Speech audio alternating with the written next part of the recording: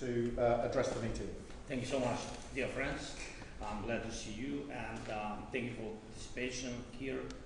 Thanks to other leaders, of course, and representatives. Today with us is the new Prime Minister, as Emmanuel said, Prime Minister of Japan, Takaichi Sanae. Thank you. And Japan is now paying more attention to defense, like many other nations, and we are ready to work with you closely. So our priorities for today, number one is air defense and energy, and Kir said about it.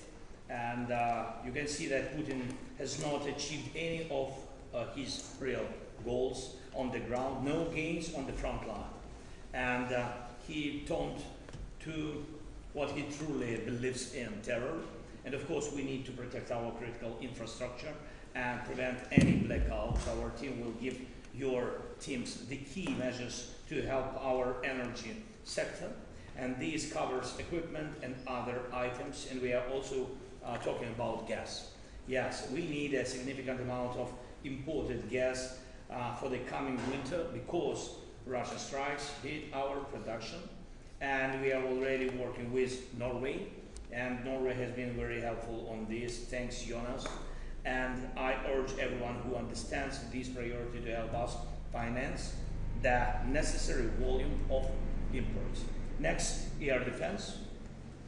There is an important issue for Europe, and we are now discussing with the United States a deal to buy the needed number of Patriot systems. They can be delivered, of course, not immediately, but after some time. There is a line of countries waiting for delivers, and we are trying to change the line, and it is not an easy task.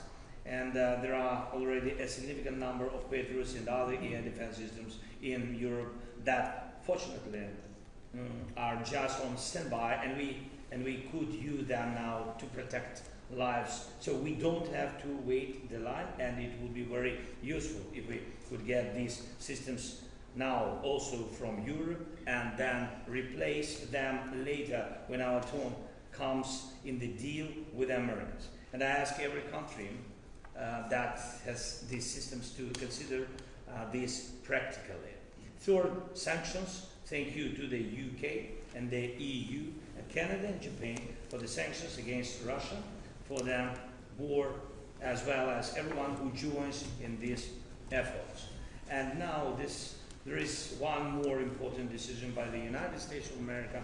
Sanctions against two large Russian oil companies. Pressure on Russian oil is an instrument to end the war, I'm sure. And all Russian oil companies, including Rosneft, Lukoil, Putin's own oil company, Surgutneftegaz, and others, must be blocked. Their access to the world market must be cut off. This will bring Putin back to reality and greatly limit the Russian war machine's money. And I thank President Trump for his path of pressure, and I thank the countries that are already taking these steps. And I ask all the others to join. One more point, diplomacy. Right now, Russia does not want to end the war, and Putin does not want any proper meetings. Everything Putin does is an attempt to delay new forms of pressure. We must create in Russia a will to negotiate, and I will ready to meet in any meaningful format, and the current line of contact could be the starting point of negotiations, real negotiations. And we must all remember that the issues of territorial integrity, as well as any alleged trade of lands, must not pay off the aggressor or reward any future aggressions in the world. And unfairness equals danger. Do not give Russia any reason to think they can finish this war with any outcome that is unfair to all of us. Only a strong and fair solution to end the war will really work.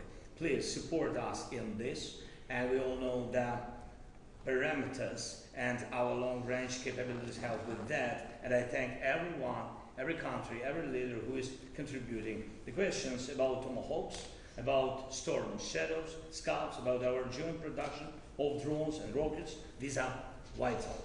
And as soon as Putin felt pressure and the possibility of tomahawks appearing in Ukraine, he immediately declared his readiness to restart talks. But as soon as the pressure disappeared, he abandoned diplomacy again. So it's obvious for us what to do. We need more deep strike capabilities. And one more point, I urge you to push your team so we can finalize, together with our team, finalize work on a future framework of security guarantees. On the day the war ends, we must be ready with all the security guarantees. And right now it's time to practically implement all these initiatives like Pearl, Safe, and supporting capability coalitions. In July, by the way, in Rome, the coalition reaffirmed to provide 40 billion euros in military support of our security and defense force, and we need to implement that. Thank you. Friends. Thank you so much, Volodymyr. I think we're moving into private session now. Thank you.